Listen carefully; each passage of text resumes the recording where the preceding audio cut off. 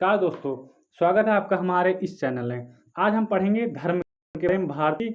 जो हमारे भारतीय समाज में विभिन्न प्रकार के धर्म हैं उनके बारे में पढ़ेंगे। इससे पहले मैंने एक वीडियो बना रखी है जिसमें मैंने सिंधु घाटी से लेकर बौद्ध धर्म तक पढ़ाया है। तो अगर उसको आपने नहीं देखा हो तो नीचे डिस्क्रिप्शन बॉक्स में आपके लिए वो पैगाम है, वो उसकी लिंक दी हुई है, वहाँ से जाकर आप उसे पढ़ सकते हैं। बहुत ज़्यादा इंपॉर्टेंट है ये धर्म का टॉपिक, क्योंकि किसी भी एग्जाम की आप तैयारी कर रहे हो उसमें एक क्वेश्चन जरूर पूछा जाता है। तो धर्म की ओरिजिन कैसे हुआ? देखिए, सबसे पहले जो मनुष्य आदिवासी था, कबीलों में रहता था, तो वो जब खेती करता था या फिर कहीं पर घर बनाकर रहता था तो असमय ही बारिश हो जाती थी, असमय ही भूकंप आ जाता था, तो उसे डर लगता था कि ये प्राकृतिक आपदाएं दोबारा ना आए। इसके लिए वो उन प्राकृतिक आपदाओं को, उन नेचुरल चीज़ों को पूजा करता था। तभी से धर्म की उत्पत्ति हुई। बाद में क्या हुआ? बाद में जैसे ही युग बढ़ते गए, ह्यूमन अपना डेवलपमेंट करता गया, तो नए नए धर्म का विकास हुआ। धर्म का विकास क्यों हुआ? क्योंकि पुराने धर्म में जो भी रूढ़िवादिता थी, जो भी गलतियां थी, उनको सुधार के नए धर्म का विकास होने लगा। ओके, तो हम पढ़ेंगे यहाँ पर ऋग्वैदिक धर्म के बारे में, और उसके बाद उत्तर वैदिक धर्म के बारे में, बौद्ध धर्म, जैन धर्म के बारे में। उसके बाद बढ़ेंगे अपना ईसाई धर्म, और जो धर्म आते हैं ईसाई के बाद हिंदू और मुस्लिम। ओके, देखिए, हिंदू धर्म की शुरुआत ऋग्वैदिक काल में हुई। ऋग्वैदिक काल में मुख्य देवता इंद्र माने जाते थे।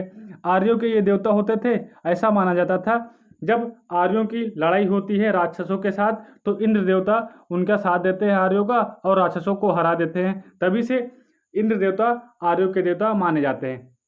उसके बाद अग्नि देवता। अग्नि देवता का माना जाता था मानव और देवताओं के मध्यस्थ माना जाता था। यानी कि अगर मानव कोई अपनी वस्तु देवताओं को भेंट करना चाहता था तो वो अग्नि में हवन के रूप में दे देता था, और यही सामान वापस आकाश में जाकर देवताओं के पास पहुंच जाता था। तो ये अग्नि देवता मानव और देवताओं के बीच मध्यस्थ के रूप में माने जाते हैं। जब ऋग्वेद खत्म हुआ, ऋग्वैदिक काल खत्म हुआ, तो आया उत्तर वैदिक काल। ओके, उत्तर वैदिक काल में संहार कारक देवता, यानी कि इन्हें हम बोलते थे शंकर जी को, इनको माना जाने लगा। और शंकर जी के साथ साथ विष्णु भगवान को, जिन्हें हम पालनकर्ता कहते हैं, इनको माना जाने लगा। हर काल के बदलने के बाद देवी देवताओं का भी रूप बदलने लगा। ओके, और हम बढ़ेंगे आगे। आगे क्या है? आगे जैन धर्म है। देखिए, अभी तक आपने ऋग्वैदिक और उत्तर वैदिक काल के देवी देवताओं को पढ़ा, तो वहीं के सामाजिक जो प्रथाएं थी उन्हीं से आपके जैन धर्म और बौद्ध धर्म का विकास हुआ। कैसे विकास हुआ?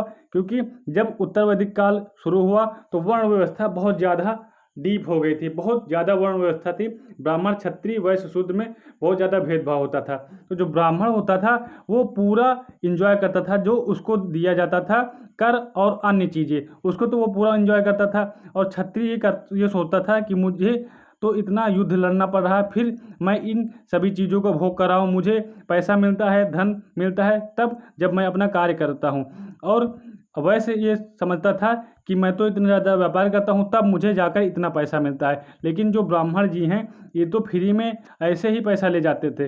तो इन्होंने ब्राह्मण धर्म के एक नया ऑप्शन चुना, और उसको क्षत्रिय धर्म के लोगों ने, जो कि आपके महावीर स्वामी क्षत्रिय थे, इन्होंने जैन धर्म की शुरुआत की। देखिए, जैन धर्म की शुरुआत महावीर स्वामी ने की थी, और वैश्यों को भी लगा क्योंकि मेरा बहुत ज़्यादा पैसा ब्राह्मणों के पास चला जाता है कर के रूप में, और जो पैसा ब्राह्मणों के पास जाता है वो तो फालतू ही चला जाता है, उस पैसे से तो मैं व्यापार कर लूँगा।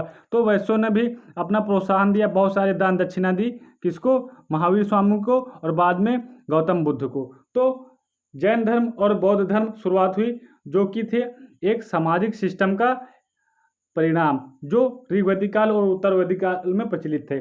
जैन धर्म की शुरुआत हुई। जैन धर्म के पहले थे पार्श्वनाथ। पार्श्वनाथ ने ये कहा था कि आप अपनी बॉडी को ढक सकते हैं कपड़ों से, ऊपरी पार्ट को और नीचे पार्ट को। लेकिन यहाँ पर आपको महावीर स्वामी की पिक्चर दिखाई दे रही होगी। इन्होंने कहा था कि नहीं, आप अपना पूरा निर्वस्त्र रहें, आप एक सिंपल जीवन व्यतीत करें। और उसके बाद आता है बौद्ध धर्म।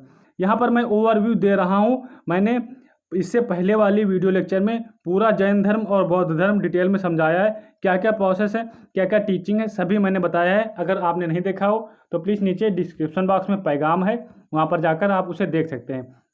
इसके बाद बौद्ध धर्म आता है। देखिए, जैन धर्म के जो जो जैन धर्म का महत्व घटा उसके ये कारण थे कि ये बहुत ज़्यादा अहिंसावादी था। इसके कारण अगर छोटी से भी कोई चोरी या फिर छोटा सा भी कोई पाप कर देता था तो जो राजा जैन धर्म को मानते थे वो राजा इस व्यक्ति को सजाए मौत दे देते थे, यानी कि अगर चोरी कर लिया तो मौत के घाट उतार लिया। इसीलिए लोगों का जैन धर्म से मोह भंग होने लगा। बाद में क्या था, बाद में बौद्ध धर्म आया। बौद्ध धर्म में भी वही टीचिंग दी गई कि आप मिलजुल कर रहिए, लेकिन बौद्ध धर्म भी कुछ दिनों बाद ये हो गया कि जो हिंदू धर्म थे उनके ज़्यादा से ज़्यादा लोग बौद्ध धर्म में आने लगे, क्योंकि बौद्ध धर्म किसी भी व्यक्ति को अपना लेता था, ये नहीं कहता था कि ये कौन सा धर्म का व्यक्ति है इसे हम नहीं अपनाएंगे। जबकि जैन धर्म में ऐसी पाबंदी थी, इसमें सिर्फ कुछ ही व्यक्तियों को आने की अनुमति थी। तो जैन धर्म बौद्ध धर्म का ओवरव्यू था। पूरा डिटेल देखना हो तो प्लीज़ नीचे डिस्क्रिप्शन बॉक्स में जाइएगा, वहाँ पर लिंक है। बढ़ते हैं आगे। आगे शैव धर्म। देखिए शैव धर्म में मुख्यतः शिव जी की पूजा की जाती थी। तो शिव जी कहाँ से आए, आपका आए थे उत्तर वैदिक काल से, क्योंकि वहाँ पर ही शिव जी की पूजा की जाती थी। लिंग पूजा का पहला साक्ष्य मत्स्य पुराण में मिला और पशुपति संप्रदाय शैवों का सर्वाधिक प्राचीन समुदाय है। इसके संस्थापक लकुलिश थे। ओके, लिंगायत समुदाय दक्षिण में प्रचलित है, इन्हें जंगम भी कहा जाता है। तो आपको डिस्क्रिप्शन बॉक्स में बताना है कि जंगम का अर्थ हिंदी में क्या होता है। बसव पुराण में लिंगायत संप्रदाय के प्रवर्तक अल्लाह प्रभु को बताया गया है। इसके अलावा एलोरा का जो प्रसिद्ध मंदिर है जिसे हम कैलाश मंदिर के नाम से जानते हैं, उसका निर्माण राष्ट्रकूटों ने किया।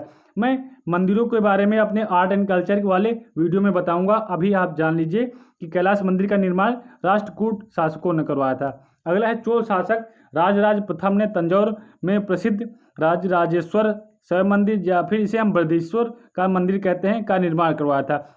इस मंदिर की यानी राजराजेश्वर मंदिर की पिक्चर यहाँ पर लगी हुई है। बढ़ते हैं आगे। आगे आता है आपका इस्लाम धर्म। देखिए इस्लाम धर्म के संस्थापक हजरत मोहम्मद साहब थे। तो इनका जन्म कब हुआ, इनका जन्म हुआ था 570 ईस्वी में मक्का में। ओके, यहाँ से ईस्वी स्टार्ट हो गई थी क्योंकि ईसा मसीह का जन्म हो गया था। तो कन्फ्यूज मत होइएगा, जो बौद्ध धर्म जैन धर्म है वो ईसा पूर्व के हैं और ये धर्म ईस्वी का है। ओके, हजरत मोहम्मद साहब को ज्ञान की प्राप्ति 610 ईस्वी में मक्का के पास हीरा नामक गुफा में हुई। ये गुफा है, भूलिएगा मत, कहाँ पर ज्ञान की प्राप्ति हुई, इसी गुफा में। तो इसका नाम क्या है, यहाँ पर कुछ सफेद चमक रहा है, हीरा चमकता है, तो इसका नाम है हीरा। ओके, बढ़ते आगे।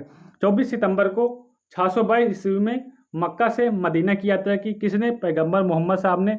और इसी दिन को इसी दिन से हिजरी संवत की शुरुआत मानी जाती है, यानी 24 सितंबर 622 ईस्वी से ही हिजरी संवत की शुरुआत मानी जाती है। ओके, संवत वो इन लोगों का यानी इस्लाम धर्म का कैलेंडर होता है, यानी इस्लाम धर्म का नया साल कब से स्टार्ट होता है, तो 24 सितंबर से।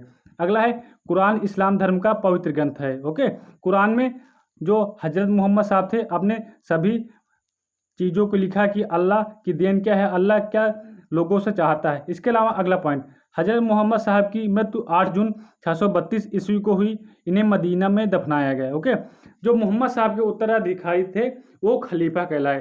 तो हम जब मध्यकाल भारत पढ़ेंगे तो उसमें खलीफा के रोल के बारे में जानेंगे कि हमारे भारत में उन खलीफाओं का रोल क्या होता है। बढ़ते हैं आगे। आगे है आपका ईसाई धर्म। ईसाई धर्म के संस्थापक आप जानते ही होंगे, ईसा मसीह है। ये विश्व का सबसे बड़ा धर्म है क्योंकि सभी देशों में ऑलमोस्ट यही धर्म पाया जाता है। ईसाई धर्म का प्रमुख ग्रंथ बाइबिल है और इसके 2 ग्रंथ और हैं, ओल्ड टेस्टामेंट और न्यू टेस्टामेंट। ओके, इसके अलावा ईसा मसीह का जन्म जेरूशलेम के निकट बैथलेहम नामक स्थान पर हुआ था। ईसा मसीह को एक रोमन गवर्नर थे जिनका नाम था पोंटियस, इन्होंने सूली में चढ़ा दिया था, लेकिन इसके कुछ ही दिनों बाद ईसा मसीह को दफन कर दिया गया और उसके कुछ ही दिनों बाद ईसा मसीह पुनः उसी गुफा से निकल आए। तो इसका मतलब लोगों ने ये लगाया कि ईसा मसीह जो हैं वो जन्म और मृत्यु से परे हैं। तो ईसा मसीह को लोगों ने भगवान का रूप समझकर उनकी पूजा अर्चना की। ओके, ईसा मसीह को 33 ईस्वी में सूली पर चढ़ाया गया, ये यहाँ पर पॉइंट दिया हुआ है। पवित्र चिन्ह क्या है, पवित्र चिन्ह जिसपे इनको चढ़ाया गया इसे हम क्रॉस बोलते हैं। तो ईसाई धर्म का पवित्र चिन्ह क्रॉस है। बढ़ते हैं आगे। सिख धर्म। देखिए सिख धर्म बहुत ज़्यादा इंपॉर्टेंट है। यहाँ पर सिख धर्म के जो संस्थापक थे उनको गुरु बोला जाता है और उनको जो सक्सेसर थे यानी उत्तराधिकारी, उनको भी गुरु बोला जाता है। तो गुरु नानक सिख धर्म के संस्थापक थे। सिख धर्म कब आया? जब हमारे देश में मुगलों का शासन हुआ करता था, तभी से सिख धर्म की शुरुआत हुई। इसके बारे में मैं आपको मध्यकालीन भारत में पढ़ाऊंगा। अभी यहाँ पर ये समझ लीजिए, जब हमारे देश में मुगलों का आक्रमण हुआ तो उसी बीच सिख धर्म की शुरुआत हुई थी। ओके, अगला है गुरु अंगद गुरुमुखी लिपि का आविष्कारक थे। गुरुमुखी लिपि आप यहाँ पर देख रहे होंगे, ये लिपि एक्चुअली गुरुमुखी लिपि ही है। और गुरु अमरदास लंगर प्रथा को स्थायी बनाया। लंगर प्रथा मतलब कि आप गुरुद्वारे गए होंगे तो वहाँ पर भोजन परोसा जाता है, उसे ही हम लंगर प्रथा बोलते हैं। गुरु रामदास ये जो थे ये अकबर के समकक्ष थे। ओके, इन्होंने अमृतसर शहर का निर्माण कराया। ओके, इसके अलावा गुरु नानक किसके समकक्ष थे? ये सिकंदर लोदी के समकक्ष थे। ओके, अगला पॉइंट है गुरु अर्जुन देव। इन्होंने आदि ग्रंथ का संकलन, तरन तथा करतारपुर शहर बसाया। जहांगीर के द्वारा इनकी हत्या करवा दी गई थी। ओके, तो इनके कार्य बहुत ज़्यादा इंपॉर्टेंट है। यहाँ पर इनके कार्य लिखे हुए हैं, इसे आप अपनी कॉपी में लिख लीजिएगा। अगला पॉइंट है गुरु हरगोविंद। हरगोविंद ने अमृतसर नगर में अकाल तख्त की स्थापना की और सिखों को लड़ाकू कौम में बदला। और इसके अलावा इन्होंने कश्मीर में कीरतपुर नगर बसाया। कश्मीर में एक नगर बसाया था आपके अशोक ने, तो उसको हम आगे पढ़ेंगे। गुरु हरराय, इन्होंने शांत और एकांत जीवन जिया। गुरु हरकिशन, चेचक के कारण इनकी मृत्यु हो गई थी। और गुरु तेग बहादुर, क्योंकि ये औरंगजेब के समकालीन थे और औरंगजेब और सिख के गुरुओं में बहुत कम ही आपस में मेल जोल खाता था। अधिकतर जो सिख गुरु हैं उनको मुगलों द्वारा मार दिया गया था। तो गुरु तेग बहादुर ने क्या किया? इन्होंने आनंदपुर साहिब की स्थापना की थी। अगला पॉइंट गुरु गोविंद सिंह। देखो, इन्होंने खालसा पंथ की स्थापना की थी और उन्होंने कहा था खालसा पंथ में आपको 5 चीज़ें यानी केश, कंघा, कच्छ, कड़ा और कपाड़, इन 5 चीज़ों को अपने पास परमानेंटली रखना है। तो आप किसी भी सिख को देखते होंगे तो उनके पास ये 5 चीज़ें हमेशा उपस्थित रहती हैं। सिखों को पाहुल प्रथा की शुरुआत ही इन्होंने की थी और सिखों के अंतिम गुरु भी यही थे। इसके बाद जो गुरु पद था वो पूरी तरह से समाप्त कर दिया गया था। जफरनामा की रचना की थी। ओके, अगला है गुरु गोविंद सिंह। देखिए, गुरु गोविंद सिंह के बाद गुरु परंपरा पूरी तरह से समाप्त हो गई थी और इसके बाद बंदा बहादुर ने सिखों का नेतृत्व किया, लेकिन फारूक सियर ने बंदा बहादुर को मार दिया गया था। ओके, तो गुरु बंदा बहादुर को सच्चा पातशाह की उपाधि दी जाती है। इनके शिष्य इन्हें सच्चा पातशाह के रूप में जानते हैं। तो ये हमारे भारतीय धर्म थे। अगर आपको कोई भी कन्फ्यूजन हो जो अभी तक मैंने आपको पढ़ाया है तो प्लीज़ कमेंट बॉक्स में मुझसे पूछ लीजिएगा, उसका आंसर मैं आपको विदिन 10 मिनट दे दूंगा। ओके, वीडियो पसंद आई हो तो हमारे चैनल को सब्सक्राइब कर लेना, वीडियो को लाइक करना, कमेंट जरूर करना आपके लिए मस्ट है। और इससे भी अच्छा मटेरियल मैं आपके लिए प्रोवाइड करवाता रहूँगा। मेरे रहते हुए किसी भी कंपटीशन एग्ज़ाम की तैयारी आपको ऑफलाइन करने की ज़रूरत नहीं है, सिर्फ आप हमारे चैनल को सब्सक्राइब कर लेना। अच्छा से अच्छा मटेरियल मैं आपको प्रोवाइड करवाने की कोशिश करता रहूँगा। Thank you very much.